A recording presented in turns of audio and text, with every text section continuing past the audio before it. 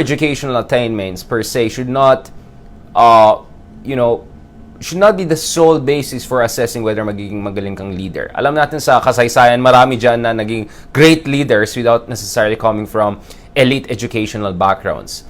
At not to mention, sa isang bansa kung saan hindi po may pagkakulang sa hustisya pagdating sa access sa higher education, unfair naman na you put that undue burden. Kasi totoo yan, in Turkey, in a number of other countries, kailangan mo ng college graduation. You have to be a graduate of college. Hindi yung attend lang diploma. Talagang graduate ka dapat sana bago ka pwedeng tumakbo, no? So there was actually a controversy about President Erdogan of Turkey na yung kanyang graduation niya from some university was a little bit questionable daw. Naging big issue yan sa Turkey.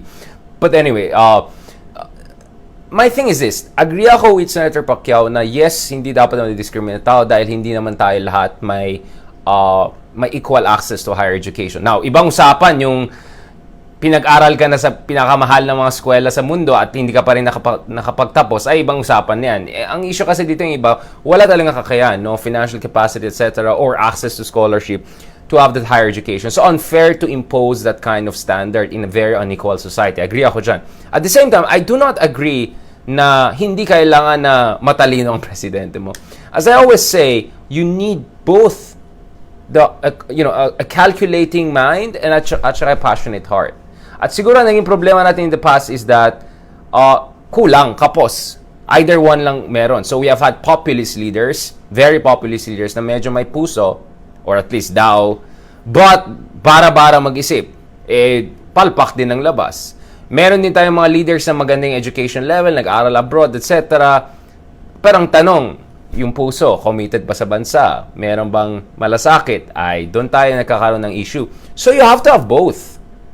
So ang point dyan is, having proper training, education, managerial skills is necessary but not sufficient. Because kailangan din ng character, resilience, moral compass, walang moral turpitude, di ba? Yung mga bagay na gano'n, di ba? So you need both. So hindi ako agree dun sa argument, yung mga matalino naman, ganito nangyayari, so wag na tayo magmatalino. I mean, that doesn't make sense. Siguro ang problema dyan is matalino yung iba, pero yung puso nila kulang, yung commitment nila kulang, yung character nila kulang. So dapat pareho meron. Meron kang character, meron ka rin capabilities. Then you combine both, no? And nakita natin yung mga ibang candidates, for instance, like Isko Moreno, kahirapan din yung, they came from very humble backgrounds. Pero nakita mo naman si Isko Moreno, in-effort talaga niya na iangat yung sarili niya, mag-aaral sa college, executive courses in the best universities around the world, from Massachusetts to Oxford. Diba? So, may effort, diba? Iangat ang sarili. So, you don't want to be a victim of your circumstances. And once you have the opportunity, iangat sarili mo, iangat mo yung sarili mo, no? So yun yung medyo concern ko dun sa, I think, this misconception na, dahil maroon tayong matalinong presidente and hindi naging maayos yung bansa, therefore, masama na magkaroon ng matalinong presidente. Parang, the syllogism is very problematic to me. Very, very, very problematic. Because there are many, many factors that explain why things didn't work with other presidents. But to blame their intelligence or higher education, I think kind of misses the point. But at the same time, I agree, hindi pwede yun lang maging basihan ng leadership. And especially in a country na napaka-unequal katulad ng Pilipinas, kung saan hindi lahat may kakayahan na ipadaling anak nila sa Oxford or mag-aral sa Ateneo, UP, etc. Unfair din na i-impose mo yung ganitong standards. That's very exclusionary, that's very elitist. Yun din, masasabi ko. And I'm saying that as someone na graduate ng, UP at nagturo sa Ateneo, LaSalle, among others, right? So, I'm telling you, di ba, na I agree with Senator Pacquiao, but to a certain degree, right? I think you need both. You need the calculating mind, managerial skills. You don't necessarily need an Oxford degree for that, right? But some basic training is necessary. Kasi otherwise, magiging dependent ka lang dun sa mga advisors mo. At kung wala kang basic competency and functional literacy sa mga complicated issues, paano masabi kung sinong advisor ang magaling? Paano masabi sinong advisor ang tama?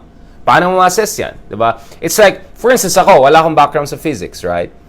But if mag-aral ako ng konti ng basic physics, which I have done, and I try to calculate physics, if two scientists are debating, of course, hindi ako scientist level like them, na physicist. But because I have some basic understanding of, let's say, quantum mechanics, Heisenberg theory, etc., we can go with about that, medyo nagigets ko, sinong may mas sense or sinong mas magaling yung mga fino-forward ng ideas. O kung wala kang background, hindi mo alam yung string theory, maano ka kay Michiko Kaku? Ano yung sinasabi nito? Doon na ako kay Einstein relativity theory or something like that, di ba? So, if you have some basic functional literacy, hindi naman kailangan na physicist level ka, you can kind of understand ang pinag-usapan ng mga science advisors mo dun sa cabinet mo. So, I think the same thing applies in economics and other fields na hindi naman science, but nonetheless, evidence-based area studies, no? So, for instance, in economics, macroeconomic policy, public policy, sana naman yung presidente mo medyo may basic na alam, di ba? Para naman alam niya kung sino advisor ng babola lang at sino advisor may sense at wala. Otherwise, ano maging basihan niya? Ang basihan niya, sino mas cute na advisor, sino mas mabait na advisor. Ay, hindi naman pwedeng ganun, di ba? So, that's why you need some basic skills. Sabi nga ni Bismarck, yung Otto von Bismarck, yung leader ng Germany, the job of a leader is like politics is like making sausages, how to bring different elements together. For you to be able to be the sausage maker, you have to have some basic understanding of the ingredients, right? What's coming in, what's coming out, anong pwedeng combination, paano mo lutuin yun, di ba? How to prepare it. So maybe hindi ka expert in each and every part of it, but if you have some basic functional literacy, you can put all of them together. So anyways, with all due respect, yun po yung partial disagreement ko dun sa position ni Senator Pacquiao. But for me, he's entitled fully to run for the president. And if he has the character and basic managerial skills and competency for which you don't have to have an MBA from some top schools, then so be it. If yun ang talagang tingin ng tao na you're deserving, then so be it. Parang ayoko talaga yung smart shaming. Yung parang, nosebleed, purong salita lang yun, matalino, parang ayoko nang ganoon. Because we are in the 21st century. Komplikado po yung mga problema natin. Hindi pwede bara-bara. Kita naman natin, di ba? Should I go through the list of bara-bara thinking and then kapalpakan, di ba? We can go there. You can read everything. Now, let's go to Isko.